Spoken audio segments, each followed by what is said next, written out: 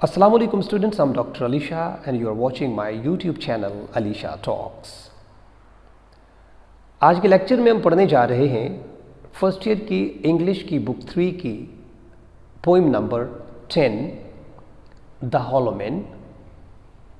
इसे लिखा है T.S. एलियट ने। और स्टूडेंट्स, जैसा कि आप जानते हैं कि मेरे सामने एक किताब खुली है सनशाइन कॉम्प्रिहेंसिव। आप इसे ओपन करें और poem number 10 the hollow man उसे खोल के अपने सामने रखें और मेरे साथ साथ पढ़ते चले जाएं। इसकी वजह मैं पहले बता चुका हूं कि बुक मैंने इसलिए रखी है कि बहुत सारे स्टूडेंट्स को इंग्लिश और उर्दू का कॉम्बिनेशन बनाना नहीं आता, लिहाजा मैंने फैसला किया कि मैं क्यों ना इस बुक को उर्दू ट्रांसलेशन के साथ पढ़ाऊं। लिहाजा आप मेरे साथ हैं, मैं यहाँ से पढ़ता हूँ, आप सुनते चले जाएं। सबसे पहले मैं नज़्म का उर्दू में खुलासा बताऊंगा। इस नज़्म में शायर मौजूद इंसान के जमूद पर मातम करता है।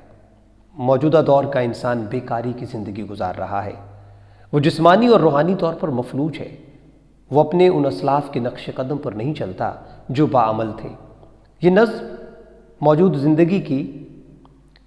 मौजूदा ज़िंदगी की यकसर मायूसी की तस्वीर कशी करती है। ये उम्मीद या रोशनी की कोई किरण मुनक़स नहीं करती।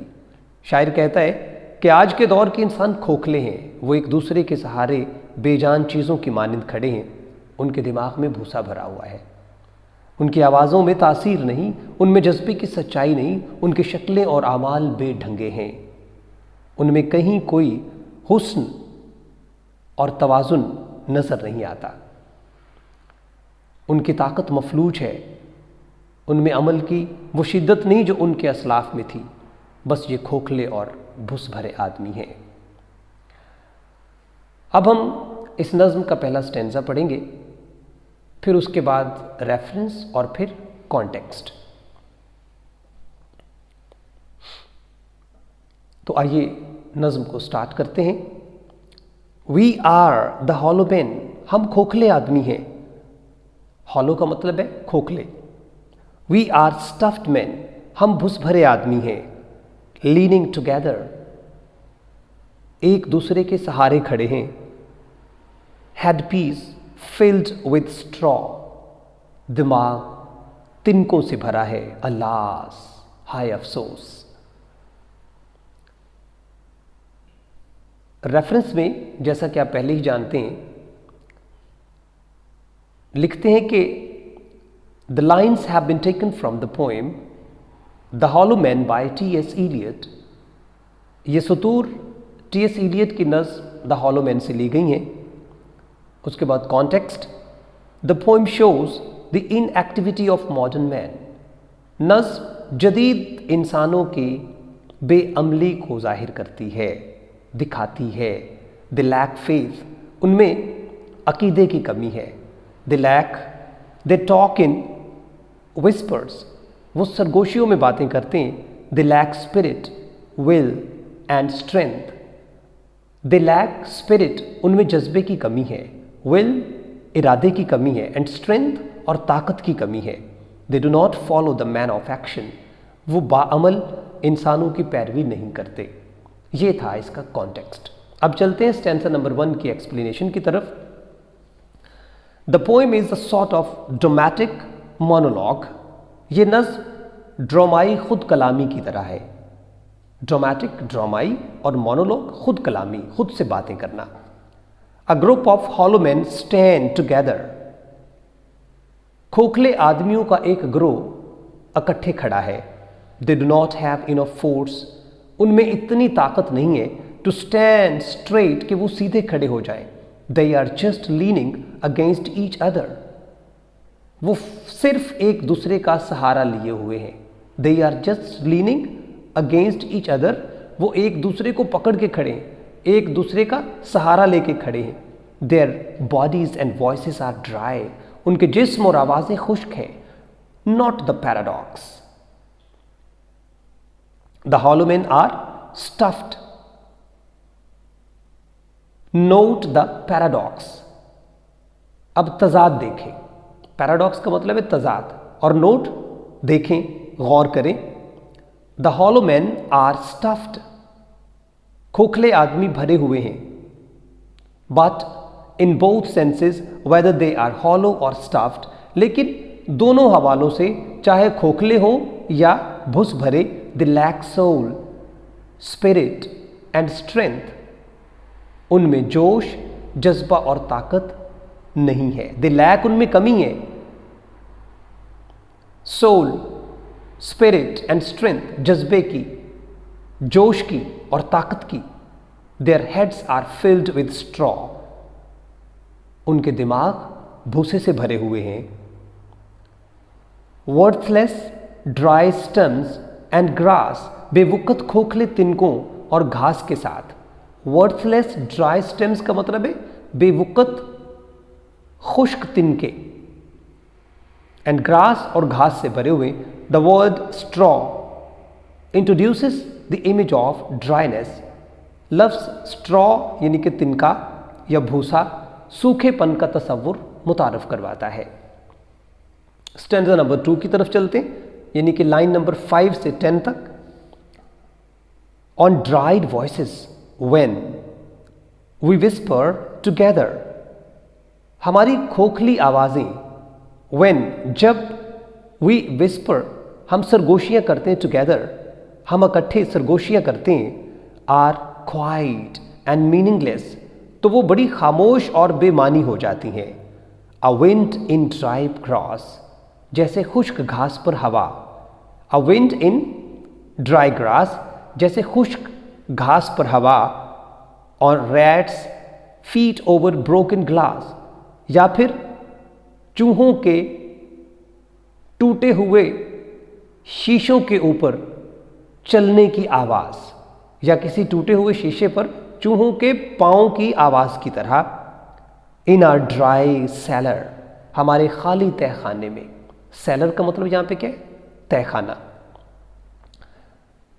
The hollow man cannot speak anything except hollow words, खोखले आदमी खोखले अल्फाज के अलावा कुछ नहीं बोल सकते।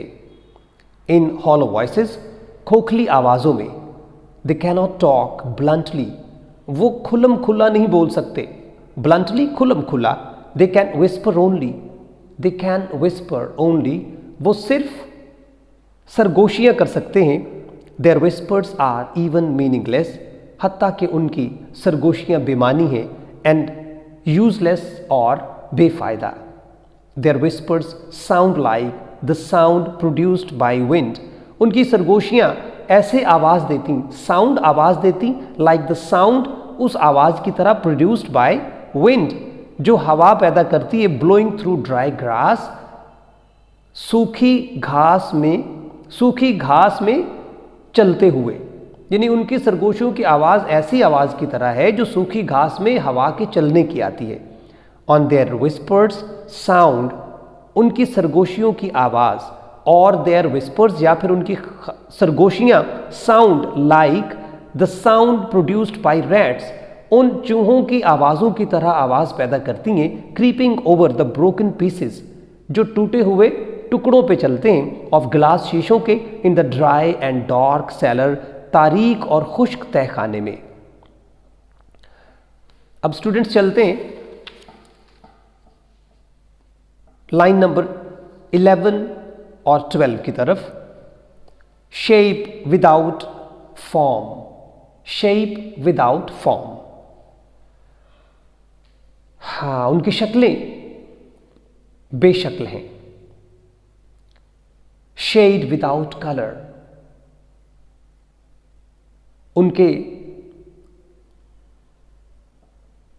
साए बगैर रंग के हैं। शेड, उनके रंग, वो अपने बारे में बात कर रहे हैं कि हमारे रंग बेरंग हैं। Paralysed force, gesture without motion, और हमारी ताकत मफलूज, हमारे इशारे बेहरकत हैं। विदाउट मोशन है, जेस्चर्स क्या होते हैं? इशारे होते हैं, और मोशन हरकत, वो कहते हैं कि हमारे इशारे बिल्कुल बेहरकत हैं। The hollow man shape is without a form, खोखले आदमियों की शक्ल बेशक्ल है। They are deformed spiritually and physically, वो रूहानी तौर पर और जिस्मानी तौर पर बदशक्ल हैं। डिफॉर्म्ड है, बदशक्ल हैं। They have no force, they have no force, उनमें कोई ताकत नहीं है। दे आर पैरालाइज्ड, वो मफलूज हैं।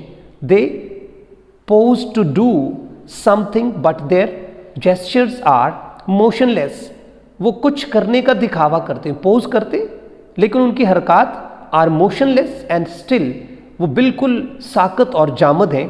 They do not have the real spirit, उनमें असली जज्बा नहीं है, एंड स्ट्रेंथ और ताकत नहीं है। दे आर हॉलो मैन, वो खोखले आदमी हैं। मेयर शैडोज, वो सिर्फ साए हैं। दे आर डेड, वो मुर्दा हैं। They have neither souls nor bodies, ना तो उनकी रूहें हैं और ना जिस्म है। They live in the world which is not real, वो ऐसी दुनिया में रहते हैं जो हकीकी नहीं है। दे आर कंप्लीटली पैसिव, वो मुकम्मल तौर पर काहिल एंड इनएक्टिव और सुस्त हैं। They are unable to do anything, वो कुछ भी करने के काबिल नहीं हैं।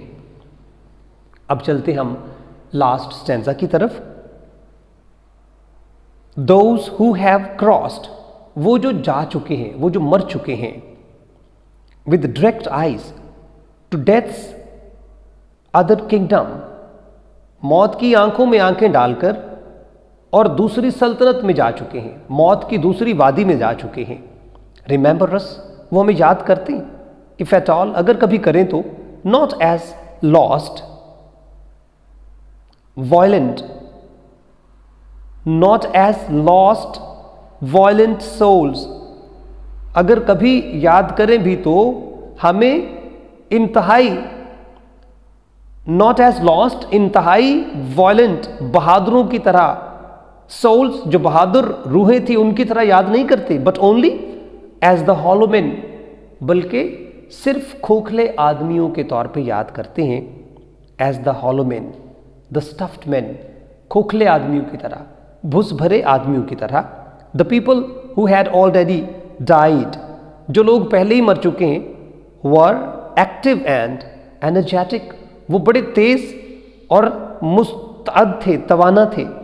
दे were strong and violent man, वो बड़े मजबूत और बहादुर आदमी थे। They were man with purpose, वो बामकसद आदमी थे। They had gone to the other world, वो दूसरी दुनिया में जा चुके हैं। आफ्टर द डेथ, मौत के बाद, the hollow man say that the violent people of the past, कि माजी के बहादुर लोग, डू नॉट रिमेंबर देम, उनको याद नहीं करते, एज मैन ऑफ एक्शन, बाअमल लोगों की तरह। They consider them as hollow man and stuffed man, वो उनको खोखले और भुस भुरे आदमी तस्वुर करते हैं, मानते हैं। तो स्टूडेंट्स, ये थी poem number 10, English book 3 first year, जिसे लिखा था टी.एस. एलियट ने। आज हमने इसका तर्जुमा और इसकी explanation with reference and context पढ़ी। स्टूडेंट, इससे पहले कि मैं आप लोगों से इजाज़त चाहूँ, आपसे गुजारिश है कि आप मेरे चैनल को सब्सक्राइब करके बेल यानी कि सुर्ख बेल को दबा दें, और उसके बाद 3 ऑप्शंस आएंगे, उसमें सबसे ऊपर आएगा ऑल, तो उस ऑल पे भी क्लिक कर दें ताकि तमाम लेक्चर्स आप तक बर वक्त पहुँच सकें। अलीशा टॉक से डॉक्टर अलीशा को इजाज़त दीजिए। अल्लाह हाफिज़।